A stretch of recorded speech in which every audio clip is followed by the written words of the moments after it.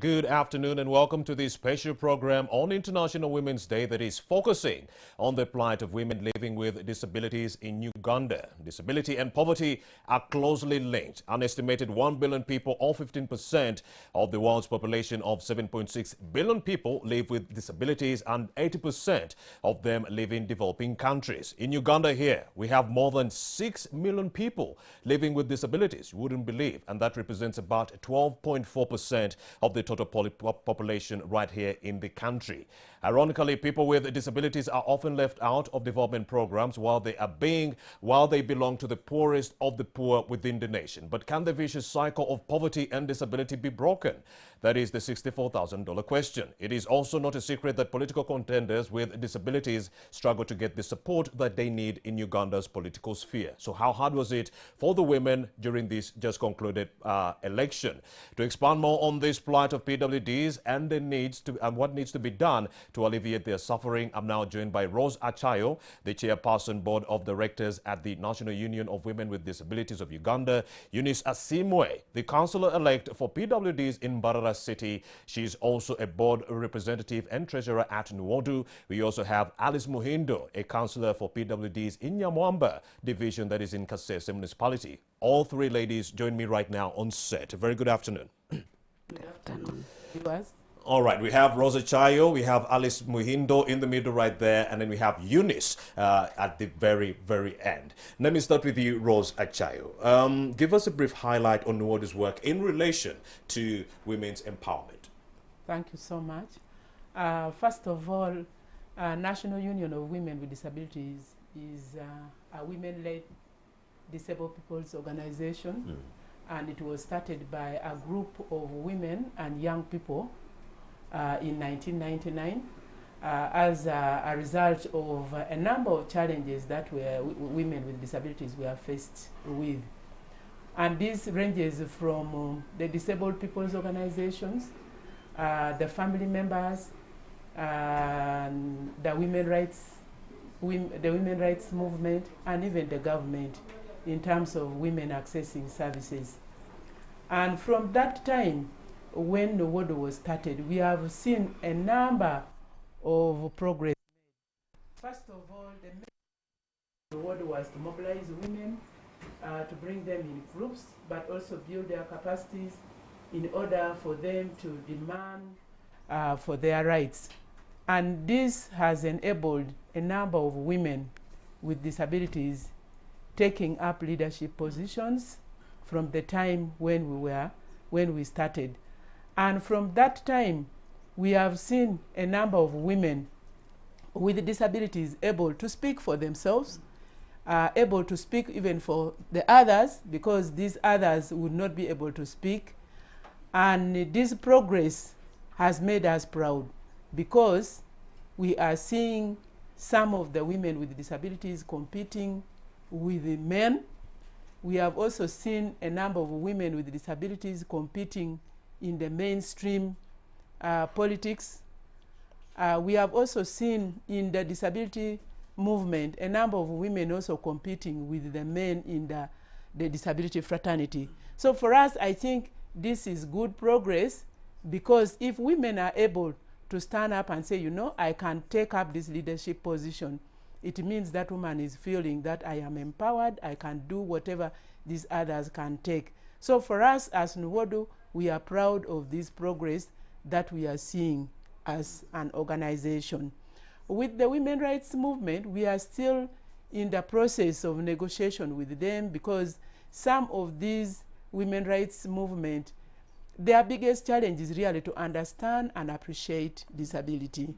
Of course, a number of disability categories have their different needs, and these are the things that we are trying to engage with the other women's rights movement, so that they are able to understand, they are able to know it, they are able to appreciate it, and maybe as we continue, they will one day also be able to accept the women with disabilities into the women's rights movement. It's some engagement that we are still, which is still ongoing, especially with the support from the UN Women, who really wants to see that women with disabilities are in totality with the women's rights movement. So, Rosa Chayo, right now you're not only focusing on empowering women to join politics or vie for leadership positions, but also the inculcation of women's rights into their movement. Exactly. We want to see ourselves in totality in the women's movement.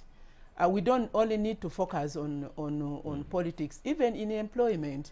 We want to see women with disabilities accessing employment in leadership positions, because we have seen women with disabilities who are educated and they are empowered. They have all the skills, they have the experiences for taking up these leadership positions wherever it is needed. So for us, we are not only focusing on politics, but of course, politics these days has become the biggest employer because we are seeing very many women going into politics. And for us as women with disabilities, we know government of Uganda has put in place a structure where women, persons with disabilities, are being represented at all levels, where a woman and a man are being represented. So that, in its sense, it makes us feel that that is now an area that women with disabilities are really taking. But, you know, we have been empowering people to understand themselves, to know their strength, to appreciate their strength, and say, you know, once there is space, always try to confront that space, because without you going there, nobody will be able to know that you are there. So our empowerment is really to make women get that self-esteem of speaking for themselves. And for us as Nowodo, we feel that that is really a big progress that we have made. And we have seen a number of them being employed. We know in some of the ministries, women are there, like Ministry of Education. We have a woman with disability there because she started with Nowodo, she got exposed, she realized that for you to go into that space, you must actually go for further studies. And she indeed went for further studies, and she's now with the Ministry of Education. Amazing. We have also seen another woman with a disability in the Ministry of Gender. This is a deaf woman. She also went through this formal education, and eventually she was able also to be taken in the Ministry of Gender. Of course, there are many others, but as we go in for this, the women also have challenges. For example, not all of us have one disability. Each disability also has its own complications. For example, if you are taking a blind woman, you need to look at the gadgets that this blind woman is going to use, the software, which they call JAWS. Now, for somebody to be employed, you should be able to give this woman the software so that she is able to do that. I forgot one thing that Ministry of Gender also has in the National Council for Disability. The executive secretary is also a woman with a disability who is visually impaired. Now, these gadgets are very expensive. So sometimes when they are employing women with disabilities or persons with disabilities generally, people look at cost. They do not look at the skills this person is bringing into the organization. They look at cost. And that is cutting across with the civil society organizations. But when it comes to delivery, we do deliver. And for me, I am saying that as the chairperson of Nowodo, I think we just need to be given the opportunity, we need to be given the space, so that they are able to feel us when they are there.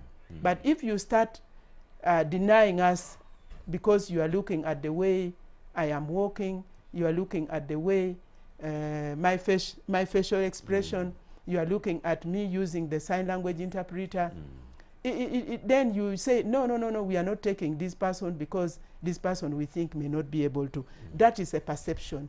But for us, as Nowodo, we have really progressed. And we feel that we need to empower as many women with disabilities to get into that space. Rose Chayo, she is the chairperson, board of directors at the National Union of Women with Disabilities of Uganda. We also do have Eunice Simwe. She is a lady councillor representing persons with disabilities, that is at Mbarara municipality. She's also the councillor-elect, yes, for persons with disabilities in Mbarara city. She's also a representative of the board of directors at Nowodo and the treasurer also. Well, very good afternoon, Eunice Simwe. Well, let's talk about how far women with disabilities have come as far as leadership positions are concerned. Let's talk about that journey of women with disabilities to leadership positions. How hard has it been for you as people with disabilities? Thank you. The journey has not been so fair. It has ups and downs. Indeed. For example, I myself, I joined disability movement in 1987, and by that time we had an organization called Foundation of People with Disabilities. And when it was due for elections, many people showed interest, but for us women, we just said, shall we be able to manage these men? Then I said, no, why can't I try? And maybe become the vice secretary. Can you imagine? Indeed. There was a position of the chairperson, the vice, the treasurer, the secretary. But to me, as Eunice, I looked for that Kasumbo position. Which you thought you might clinch. Let me try this one. Then other people said, members of our group, the persons with the disabilities, said, will you manage? I said, why not? Let me try my luck. And indeed, I tried my luck and went through. Out of 11 members of the board, I was the only woman. That's amazing. I was the only woman. Then I didn't stop there. As time went on, there came an affirmative action.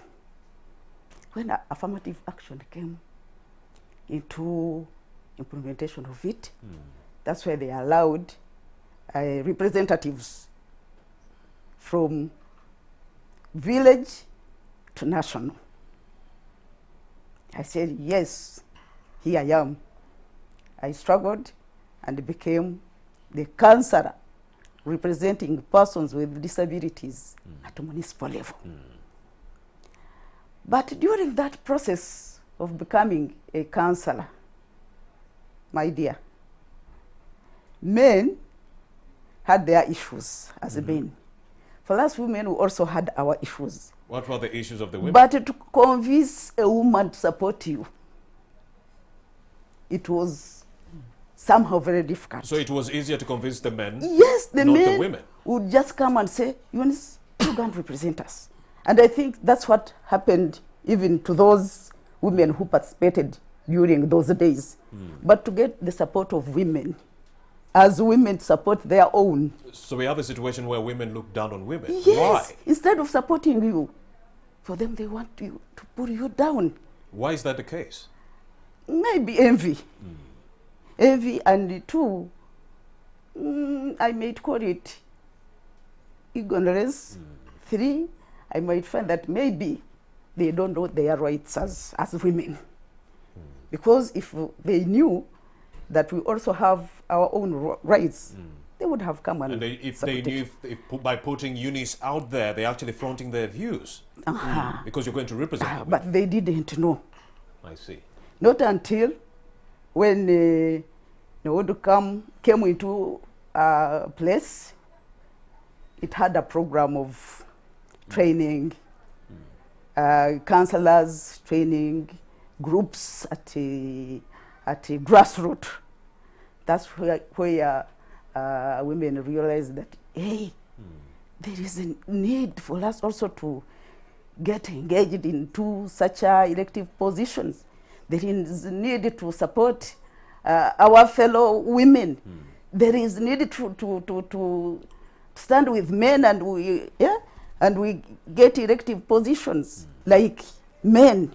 So for us, at least before Nwodu, Nodipo was there, and it did a lot of work to advocate for our rights, and we appreciate that work up to now.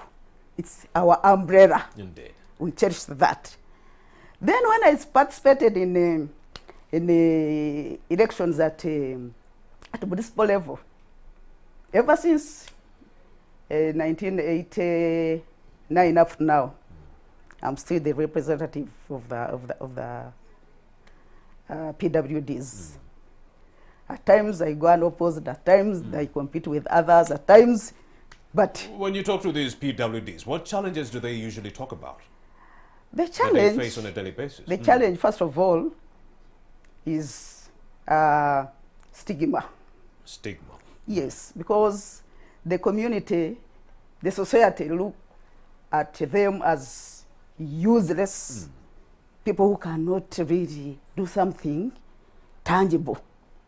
And two, because of illiterate, majority of our women are not educated. It is also a challenge. I see. That's why some of them don't really feel competing, because they look at themselves as, That's why money. we didn't see many of them vying for leadership positions in this election. They are illiterate. Another thing which really is seen as a challenge is, you know, politics of these days. Macho politics. Much of politics is money. And most of our girls, most of our women are vulnerable. They don't have steady incomes. They earn petty things, like you might find that a person with a disability, more especially a woman, is a tailoress. How much does she earn from tailoring? Very little money. And when he thinks of competing, going for politics, really it becomes hard. People, the voters, want money. So discrimination, They want service. Yes. They also want money. Low literacy levels, over commercialization of politics. What are the challenges during this electoral period? I'm telling you, these politics have been commercialized, and if we cannot stop this way of giving out money, our account is ending nowhere. Is it the reason why Because the MPs are not even performing? We had a reporter that was saying the MPs representing the PWDs in the 10th Parliament were not actually performing. And when we went back to their voters, they said, we do not blame them, simply because whenever they come, we ask for money. And when they go back, they have to recover that money. Meaning over-commercialization of our politics has actually done more harm than good. Yeah, it has done more harm than good. Because imagine a member of parliament giving like 200,000 per voter. It's too much. In all 140-something 146 districts. Yes. Go ahead. How much is that? Too much money, over $1 billion. Too much money. What is he earning from parliament? 25 million plus with some additional interest. Go ahead. Yes. So when they go back, they have to recover all that money. I'm thinking they have to recover. By the time they think about working for the interest of PWDs, the term is over. The time is over. And they still need more because they want to bounce back. I see.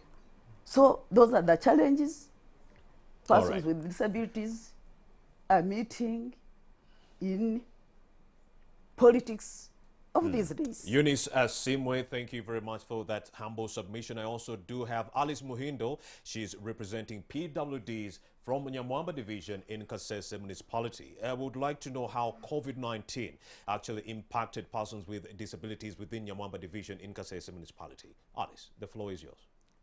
Thank you very much. Before COVID-19 coming, students were there at school studying. Then when COVID-19 came, schools were closed. Indeed. And students were just to go home and stay home. Then we have challenges in the communities there. One, girls with disabilities are being pregnanted. Second, girls with disabilities are being raped. For example, we have a lady in Kirumba sub-county with CP disability, cerebral palsy disability, was also raped. And by we were here thinking that the only people being defiled or raped are the able-bodied girls. So even those with Yes, disabilities yes, are being even taken advantage of. Even ladies with disabilities are being raped. Another lady were first married by the parents because of poverty. You find a parent telling a lady that today was the one to buy for us lunch Through marriage. through marriage prostitution. or prostitution. I see. Yeah.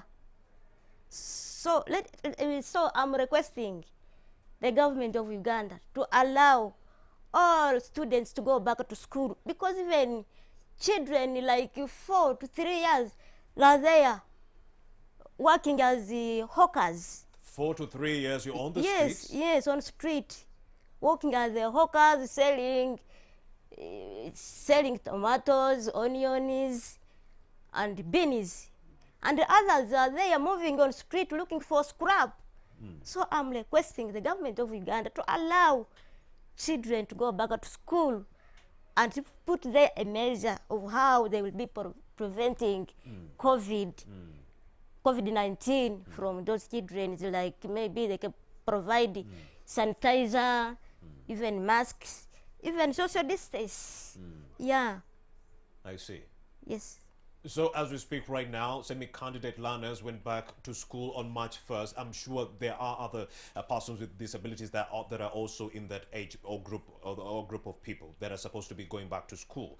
In your area, Nyamwamba Division in Kasese Municipality, have you seen some of the students that were supposed to go back to school and are still in the area? Yeah, they are there because their parents are poor. They can't afford now money for school fees. I see. Yes, because even the business is not going on well, so they failed to take back their children to school. You wanted to make an addition to her submission.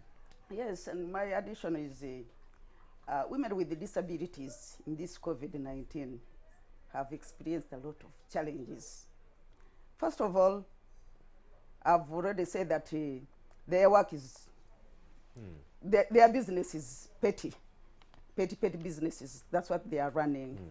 And when COVID came, many of our women with disabilities and girls went home without earning anything.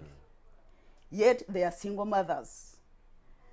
They have a lot of dependents. And taking back their children as of now without money. And these schools really demand that whenever you want to take back your child, you have to pay in full. Plus the money they were demanding you from the past. From the past. Now imagine a woman with a disability has not been working for almost a year. Now you are demanding school fees for his children. Where does that woman really get money? Because me, I have an example. There is a certain woman called Charabo Makirin. She has 2 girls, the twins. One is taking law, another one has gone for engineering, sort of. Now this is a lady who was pregnant by a man, and a man left responsibilities of taking care of his children and left Makirin to suffer with her children. When they say that year 1 students are going for university, she came to me and said, Auntie Eunice, what am I going to do for my children? I see how tough that plight is. Remember, I also have mine. Now tell me that person in Nyamwamba there who has been helped by, for example, family members. Insightful conversation I'm having with these three very intelligent women, Eunice Simwe, Alice Muhindo, and Rosa Chai. We are talking about women with disabilities. How tough was it during the electoral period for them? Yes. And how tough is it for them right now? Are all the young children living with disabilities back into the school setting? Those are some of the $64,000 questions that we are answering right here on this show. Let's take a breather. We'll be right back.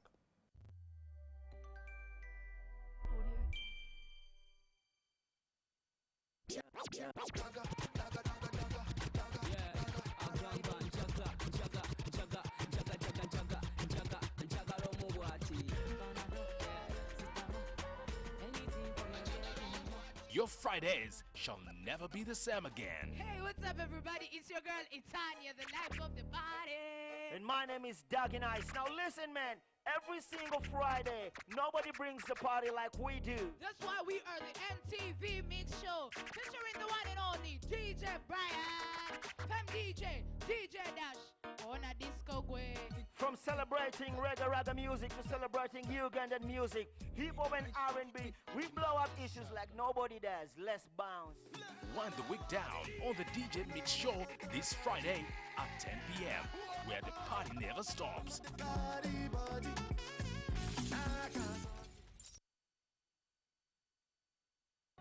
There is a place very far from this world, and the only way you can get there is through music.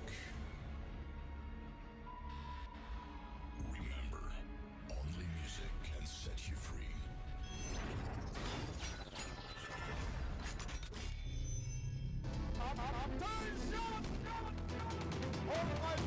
One for the party, two for the money.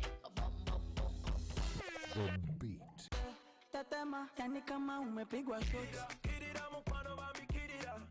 TV's hottest stage.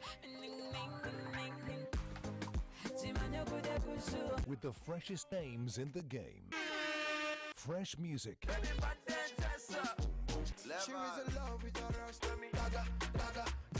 With your hosts Linda Dane, Sammy Watala, and Daggy Nice. Catch NTV The Beat every weekday at 5 p.m. We are NTV The Beat, and we turn on your musical world.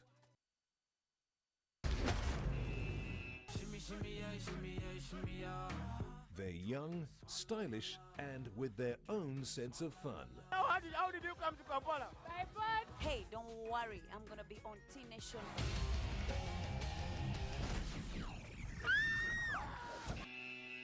They know what they want and go for it.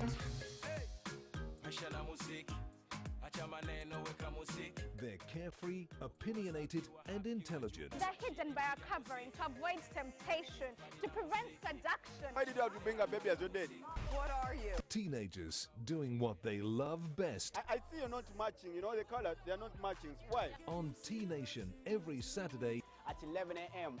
only on NTV.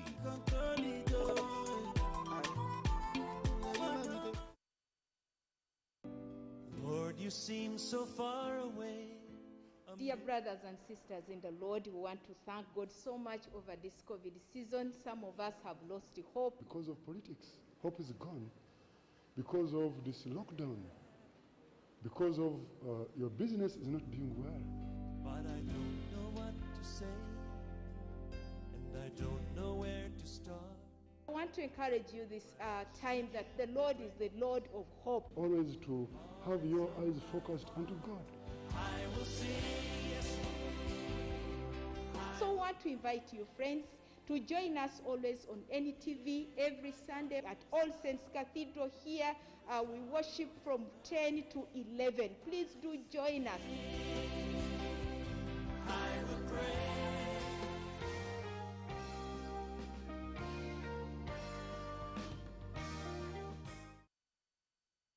Run the track!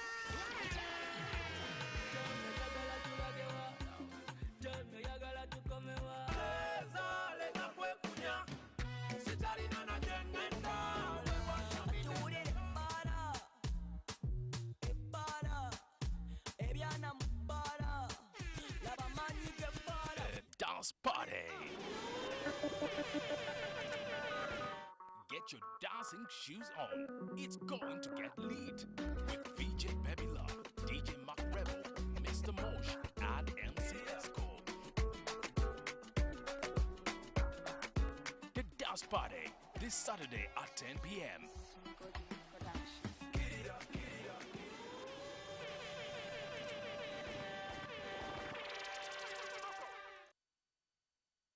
Tonight on NTV is brought to you by It's Your Moment with DSTV Uganda.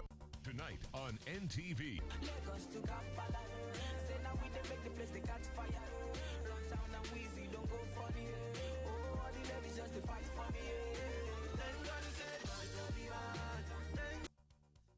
Tonight on NTV.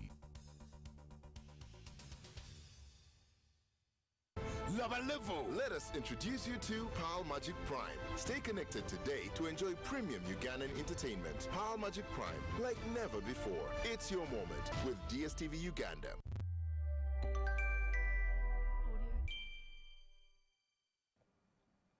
Welcome back and many thanks for staying with us right here on NTV Uganda. We are talking about women in leadership. How best can we achieve an equal future in the COVID-19 world? I do have Rose Achayo. She is the chairperson board of directors at the National Union of Women with Disabilities of Uganda. She's not alone. I also do have Alice Muhindo. She's a representative for PWDs in Nyamwamba division in Kasese municipality. And lastly, Eunice Asimwe. She is a lady councillor for representing PWDs that is in Mbarara municipality. She's also the councillor-elect for PWD, representing PWDs in Mbarara city. She's also the treasurer and a member of the board of directors at the National Union of Women with Disabilities. Three women are with me right here in studio. Let me get to you, Rose Achayo. Let's talk about how best we can break this cycle that is between disability and poverty. How best can we actually do that? But first, I'd like to know how your journey in politics was. You were vying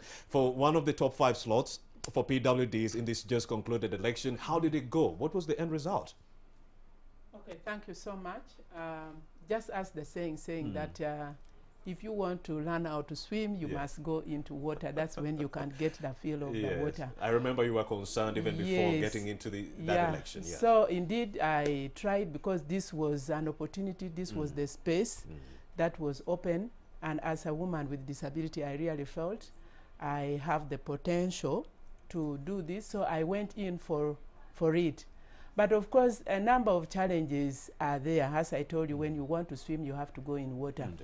Politics is not something that is easy now, because for persons with disabilities, as one of the special interest groups, you know, we deal with college. Electoral college. And I'm telling you, as we go into this, one of the experience that I got was that at that time, the demand of a number of things of the voters are too many. Others are telling you, my child is sick, my mother is sick. You are supposed to really support them. And at that time, almost people were telling me, oh, so-and-so has died. Death was like death. So the demand from the voters... They were asking for money. They were asking for support. They just needed you to support them. But okay, maybe what I can talk about this election of special interest groups, especially for persons with disabilities, you know, the constituency is not defined because you have to move the whole country. And as you are moving in the whole country, as Honorable Eunice said, for me, I had first to go through the party primaries, and all that needed you also to move the whole country. And then thereafter, now this general election, we had to meet five persons per district, and each meeting you are required to provide refreshments where you could. You are required to give transport facilitation, because these are people who must have come in your meeting because of the mobility challenges. They must have used the means of transport. So all these were really costs, and it was not all that easy. But also you remember most of the members of parliament, the mainstream, were nominated. And for persons with disabilities, the nomination was really done very late. Yes. And yet we could not move freely to go and campaign.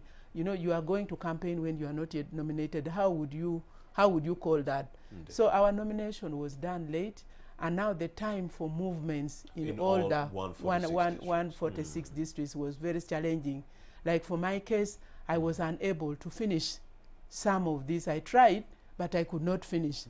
But all in all, I still feel that I did my best, as much as I didn't succeed to be among the 4 or 5 people. But at least I was able to try as a first entrant. People with disabilities loved me, and they gave me the votes. Actually, I got many votes. So I am very grateful, and this is my time to say thank you so much, voters. For those viewers who are seeing me, I am very grateful for the support that you gave me that time. Now, when we are going back to poverty. Yes, can the cycle of poverty and disability be broken? Yes, it can if we change the strategy of handling poverty in terms of disability. I want you to understand that disability has cross-cutting issues. And since we have cross-cutting issues, how do we handle this? If we are talking about agriculture, how do we empower persons with disabilities in agriculture? For example, the women. We know women with disabilities are more than the men, and we depend on agriculture. How do we empower women with disabilities to really do agricultural work, not only as in terms of subsistence, but we could also empower them in terms of commercial. When we talk about the employment, most of them, as the Honorable Eunice has said, most of the women with disabilities are engaged in these petty businesses. But even these petty businesses, sometimes you find they even end up chewing the capital. Especially during COVID-19, it was a very difficult time, especially during the lockdown, that the women with disabilities could not remain into these markets that our president had accepted, that women should remain in the markets so that they are able to sell. But these women with disabilities could not remain because of a number of reasons. One, their mobility could not allow them to be moving, because for you to move, you need a motorcycle. Most of them use motorcycles. But also, too, the sanitation. As you saw, some of the women were complaining poor sanitation. So how would the woman with disability manage the sanitation? So, but also 3, the capital that they have, it couldn't really make them stay there. Their capital is not like the other women. But also the 4th one is the issue of, this is a woman who is a single mother. You leave the children there and you are here for all these months. What would happen to your children? So this was very challenging, that these women had to blow off their capital. And this has made them very vulnerable, to the extent that we are talking about soap, washing hands with soap. These women with disabilities, the only thing they use for washing their hands is to get ashes. That is the only thing they can disinfect their hands with. So this is the level of poverty that government needs to rethink and say, how do we break through this? For me, I still feel that government can do something. Yes, government has given us affirmative action in politics. Government has given us affirmative action in education. But when it comes to employment, especially those who do their formal education, these are people who are staying at home doing nothing after finishing their studies. For example, I have a boy who is from Kasese. This boy has stayed at home for 7 years, though there are some others who have stayed more than that. The boy is now looking for favor. But how do you look for favor in an employment environment? People want people who can deliver, people who can perform. So you have to struggle to get to that space, which is very challenging for the women with disabilities. And then the other thing which I still think that government needs to rethink about is the issue of social protection policy. The social protection policy, as much as government has given a special grant for persons with disabilities, I don't think that special grant can really help to break through the poverty thing. How much of the grant is given at municipal level? At municipal level, maybe it is 1.7. What can 1.7 do for a number of groups? The whole community. The whole community of, maybe, for example, Mbarara municipality. But also in a district, you may find a group is given 1 million. What can 1 million do for a group of 10 or 15 or 20 people? And yet this money also, part of it is taken, a certain percentage is removed for monitoring. So this money in its sense cannot help break through the poverty. Indeed, dear leaders, if you're watching NTV right now, some developments have been made right here on this show. Persons with disabilities do not have any money to implement the SOPs. They do not have water. Instead, they are using ash as a disinfectant. No. And I was talking to Dr. Monica Musenero. She's the presidential advisor on epidemics and pandemics. And the question was, at the onset of the pandemic, we did ask, does ash actually work effectively as a disinfectant? And she said no. So if persons with disabilities are using ash instead of water and soap and so forth, yes, there's a big problem which can exacerbate the risk of COVID-19 actually increasing among members of society. Let me also bring in Eunice, yes, and we talk about what is happening within Mbarara municipality, where she is a leader. Let's talk about the challenges that women with disabilities in leadership positions that are grappling with, especially yourself from Mbarara city. Yeah, thank you. The challenges we are facing as women with disabilities in the Mbarara, first of all, it is mobility. There is a challenge of mobility because our councillors who are wheelchair users cannot afford to buy wheelchairs so as to be able to move from one place to another. As Madame Rose has said, issues of disabilities are cross-cutting. You find it in education, in health, in the community, in the roads, whatever. So it is cross-cutting. And yet, we are two councillors at that level, a boy, a female and male. And we can't distribute ourselves into those standing committees. Either you choose community and the other one chooses works. So social mobility was a problem. Is a problem.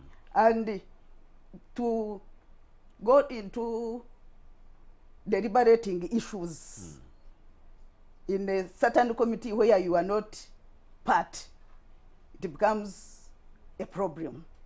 So we are suggesting that maybe there should be a relationship of bringing certain issues to central, so that issues of disabilities can be discussed there and then, other than me presenting it in community and in health, it is not there. Then when it comes to the floor of council, you start deliberating again. Centralization of the issues affecting the yes, people. and two, remember, two people convincing a council of 50, it becomes also a problem. Go ahead.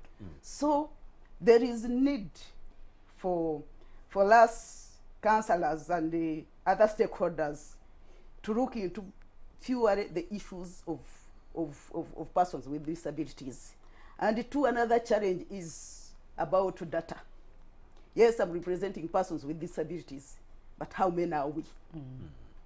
If we are planning, how many are we planning for? Yes, housing and population census talked of 12%. More than 6 million. But what about the age, the gender? How many women, how many boys, how many in Mbarara city, how many in Kampala? How many, I hear you. According to our regions, how many? So For that when the government is planning, really it should plan for the people they know. They should plan for the people who are there, not assuming that we think they are like 200 people in Mbarara. Even I myself, I failed to get that data. Because in town, people come, others leave. So we don't know. So I would wish that the government should also look into that. And another challenge is poor funding. As Rose has stated, 1.7. in the whole municipality of 6 divisions. And we have like 30 groups per division. Is it viable to give 200,000 to a group where both men and women are? So I would urge government that maybe, if possible, as it does for women, youth, it should have a consideration of women with disabilities to have their grant so that we can break through the poverty cycle. Eunice Asima, the councillor-elect from Mbarara City. Rosa Chai, you wanted to make an addition on that. Yeah, thank you so much, Honorable Eunice. What I just wanted to add is that, you know, this grant which they are giving people is really to help persons with disabilities to remain in group. And the projects that they go in for are always centralized. And you know, once the project is centralized, it doesn't empower the individuals. There are few people who will handle the projects, then the rest will just be on a receiving hand. And that is very dangerous. That for you to empower somebody, you empower them individually so that they are able to do something individual. And that is when they also feel that, yes, I have worked. They will also appreciate their potentiality. They will also appreciate their contribution, that this is exactly what I have. So for me, I think the approach of the special grant really needs to be rethinked. Because if we don't rethink about, we need to rethink about this special grant so that we don't see that, after all, government has given this to government, I mean to persons with disabilities. Of course, I know there's a national special grant which is being given at the national level. For me, that grant is okay, but the conditions that they have put on that grant is also still very challenging. Because that grant, you can get it to a tune of about 5 million. But how many persons with disabilities or women are able to access that information? And then filling that form alone requires a lot of thinking. And also, how many know the existence of the grant? And how many know about this? And then the other thing is that you must have a bank account. There are so many districts that are new, that are not having bank accounts. Now, when you put up bank accounts, these persons have to move, and all that is cost. So at the end of the day, you find a few people are working to ensure that this money is got. Now, once the money is got, those few will be able to also manage. The rest will still be left out. So for me, I think government really needs to review the social protection policy. All right, thank you, Rose. Let me also bring in Alice Muhindo. Now, Alice, as a leader from Nyamamba Division in Kasese Municipality, what are some of the problems you've been struggling with on a daily basis, especially during this COVID-19 period and electoral period alike? During COVID-19, I have been facing a challenge. My people with disabilities in Nyamamba Division have been coming to my place seeking for assistance. I told them, I have no money. Now what should I do for you? Even my children I'm looking after, they're here suffering. So I advised them to go back. If we received the relief, we shall call them and give them on relief.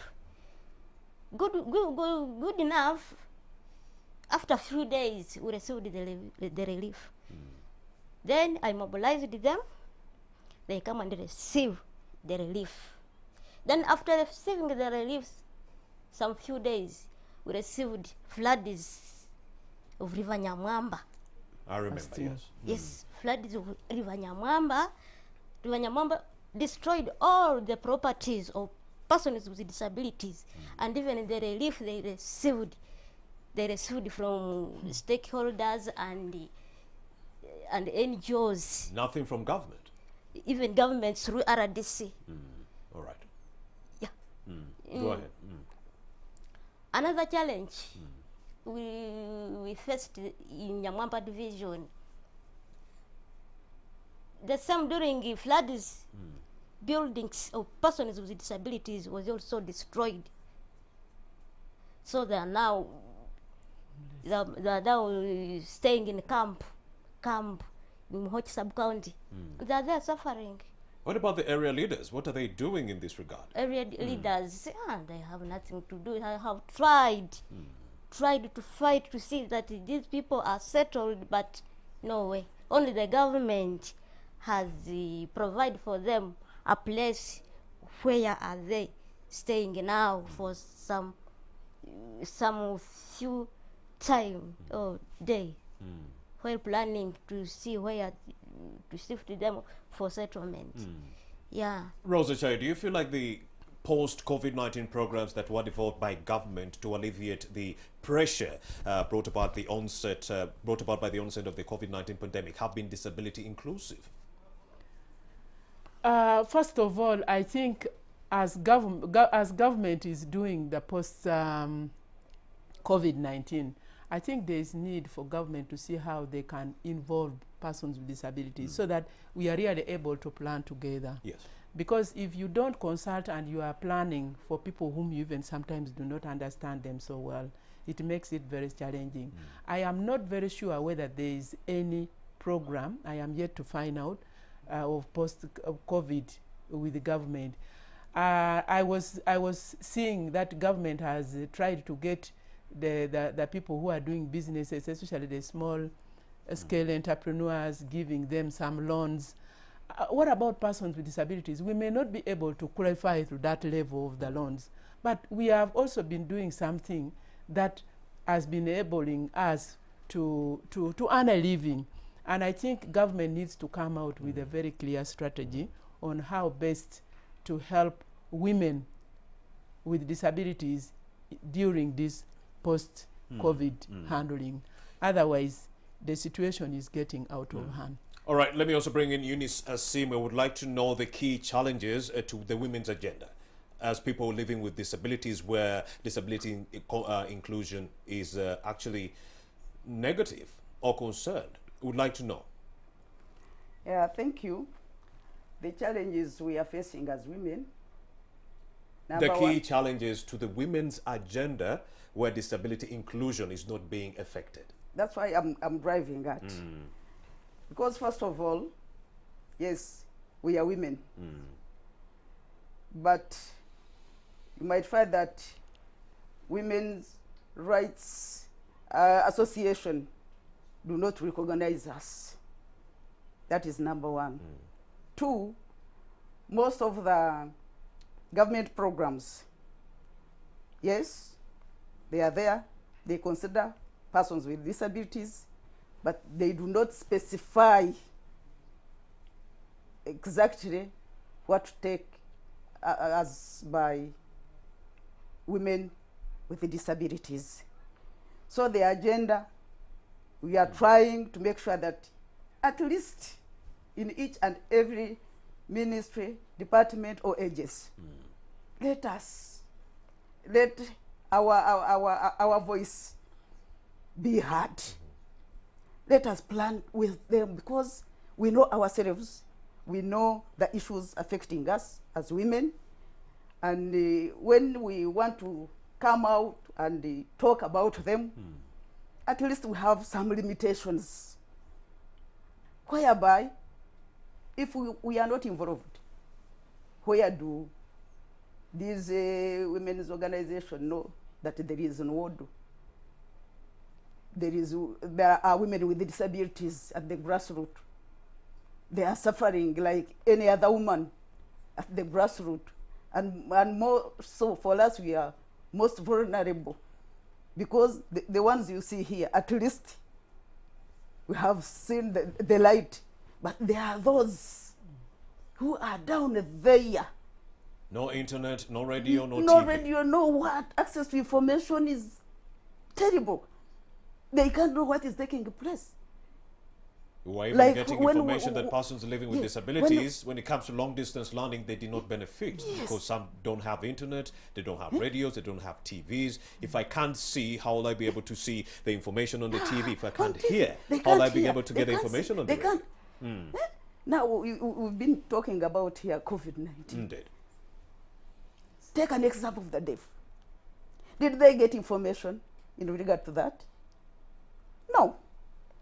They just see people locking themselves inside without knowing what is taking place.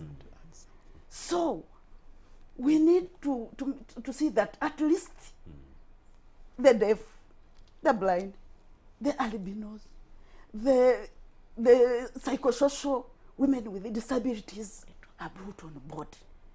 Us as Nowodu, yes, we are trying our level best, but our resources are limited. We can't go deep. So that's why we say that at least these other agencies which can really give us support, we can go down and make sure that our women with disabilities are brought on board, are aware of what is taking place. They are able to compete in politics. They are able to participate in development programs of our country. But without having support from these other people,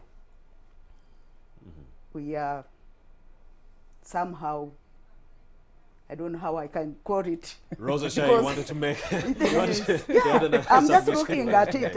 Indeed. You know, when we are not an island. I understand, yes. We are not an island. So these programs need to be disability inclusive, so that they speak to the needs of people with disabilities. Rosa Chayo, your addition. Yeah, thank you. I think when we are talking about the women's agenda, we are, first of all, we are women. And the issues of gender-based violence is affecting us, women with disabilities. You have heard her talk about sexual violence. These are issues that needs to be addressed. We accessing justice in terms of women with disabilities. We have seen a number of women who have reported cases into police, and then at the end of it we end in court, and then we see court also, you know how court takes its time. Women lose interest in this, and then of course what it means by justice being denied. And then we are also looking at women and technology. We have just been talking about access to information. A number of women with disabilities are not, you know, now these days there is modern technology. People are accessing a lot of information in terms of using the phones. Even when you want to sell your products, you are able to market it on phone. All these are issues that women with disabilities really needs to be seen in that. But the most important one is when we are talking about gender equality. How do we look at women in totality?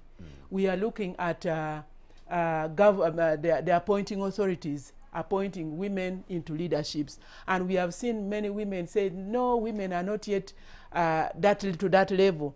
But for us, when we are seeing women being appointed, yes, we know these are women, but what about the women with disabilities? How do we make affirmative action be within affirmative action, so that the women who are not able to get that, maybe we also give that affirmative action to the women. If appointing authority is appointing women, can we also see women with disabilities getting a certain percentage, or maybe persons with disabilities getting a certain percentage? Right. We have seen RDCs, how many RDCs are persons with disabilities? You may find it is one. We are seeing commissioners. How many are they? We are seeing ministers of state. We are seeing ambassadors. So for us, we are saying these are leadership positions that are got through the political appointments. But where are these women with disabilities? Where are persons with disabilities? So what we are saying is that let affirmative action be within affirmative action, so that priorities are also given to these other categories. I also wanted to say that as Eunice was talking about COVID, you know, COVID has changed the lives of many people, that some people have given up. As we talk now, we are talking about going back to school. In this era, I want us to look at it from the two sides. That the parents who have children and they are also having a child with disability, these parents are prioritizing the other children, and the child with a disability is not a priority of such family. And this is making this child with a disability discriminated, getting isolated, and this brings a lot of stigma that needs to be addressed. How do we address that? Then the other side is that these single mothers who are with disabilities, they have children. You heard Honorable Eunice talk about a woman with disability who has produced very intelligent children. They are in the university as training to be a doctor, being engineers. These are children of a woman with disabilities. But how do we support such a woman? And I think government needs to really think that how do we support these women with disabilities so that they are able to produce human resource. Indeed. In Uganda, they are actually contributing to the development of Uganda. So we really need to think out of the box, that we don't need to deny the children of women with disabilities an opportunity like this, because the parents must have denied them opportunity to go to school. And of course, it is the theme of this conversation, achieving an equal world or an equal future in a COVID-19 world. Achieving an equal future in a COVID-19 world. Let's talk about solutions. What can government do to alleviate the suffering of persons living with disabilities? Alice Muhindo, what can we do as government? What can they do to actually alleviate the suffering of PWDs, especially in Namwamba Division, Kasese Municipality? I'm requesting the government to help us, we women with the Nyamwamba Division, the government and NGOs, to help us in terms of training in different skills, so that people with disabilities or women with disabilities also can earn a living and stop moving on street begging, you know. If women with disabilities being supported, will stop the habit of moving around the street begging. And we people with disabilities, we are requesting the government to work on Nyamwamba River. In fact, we are there suffering with Nyamwamba River. What about relocating people who are at risk? I'm requesting the government to allocate people with disabilities at risk, and those who are staying in camp, to allocate them, at least be given a smaller decent land. place. Yes. Because they are getting there some problems. Others they are being raped. In the camps? Yeah. They are being raped. Go ahead. Yes, and even others are there eating marijuana. So it's a problem. So the government should think about Nyamwamba Division. Eunice Asima, we are talking about resolutions. What can be done to alleviate the suffering of PWDs? You can talk about women in leadership, education, health, and so forth. Thank you. First of all, as I've already mentioned, the issue of data is very, very important. Create a data center. Yes, if the government is planning, it should plan according to the data they have. All right. So that our people can benefit, more especially women with disabilities. Two, there is an issue of unimplemented policies which are in place that are in favor of persons with disabilities. The government has put in place so many policies, so many guidelines. We have laws. When it comes to implementation of them, it becomes a challenge. You go to a certain officer, you tell him that there is an issue here. We need a ramp for persons with disabilities to access such buildings. They just ignore. Then when you try to say that, let us try to do something, either we go to court, then they will just say, do you have money to pay to the court? And yes, you don't have. So that thing is dying. We need the government to have a strong arm to make sure that our personnel officers do what is needed of them. All right. And another thing is access to information. Right. Because majority of our people do not get information. Let it be politics. They are just there. They don't know what, when, and how to go about certain things. So it's upon the government. I don't know how, but it's our government. It knows how best to help her people. Because we need people to really participate fully because we believe that in this inclusive environment, no one should be left behind. Indeed.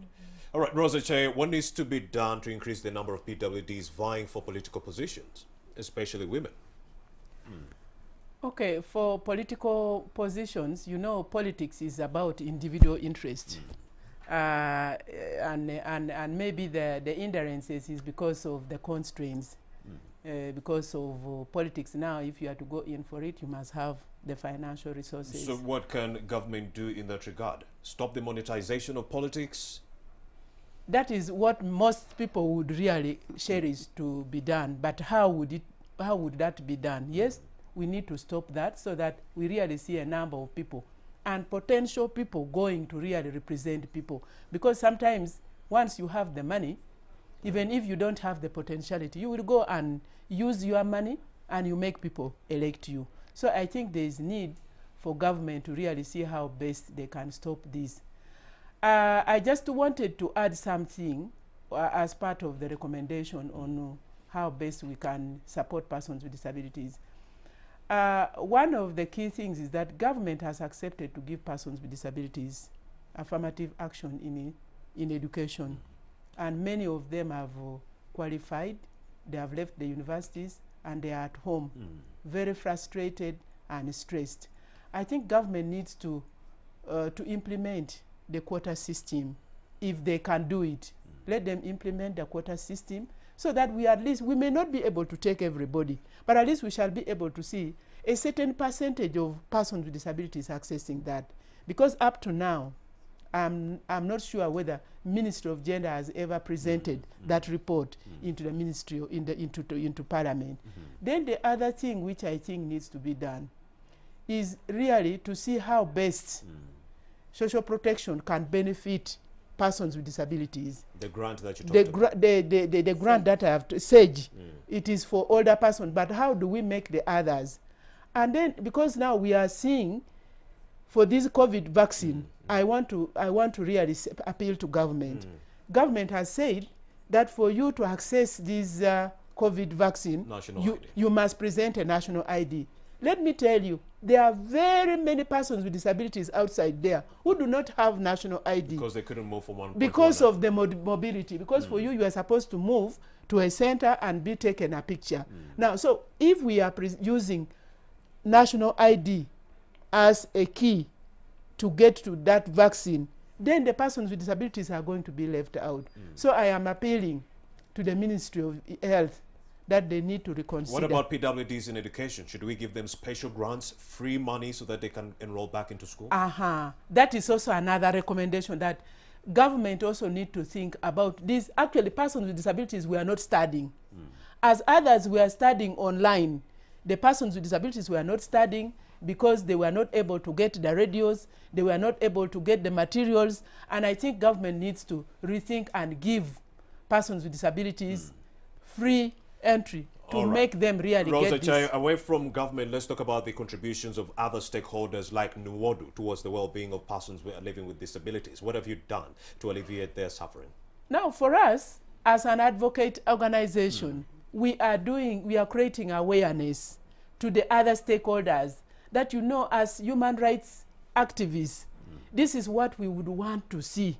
Just as our visions talks about a society where girls and women with disabilities live dignified lives. We want to see everybody living that life which is worth of a human being. So for me, the appeal to the other people is that let's try to be inclusive in all that we do, including NTV, that let's be very inclusive.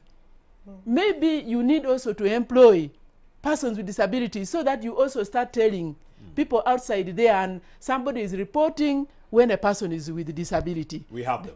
So for us, we have them. we appreciate NTV if you already have them, but we want you still to speak the way you have brought us to speak for persons with disabilities in a wider coverage.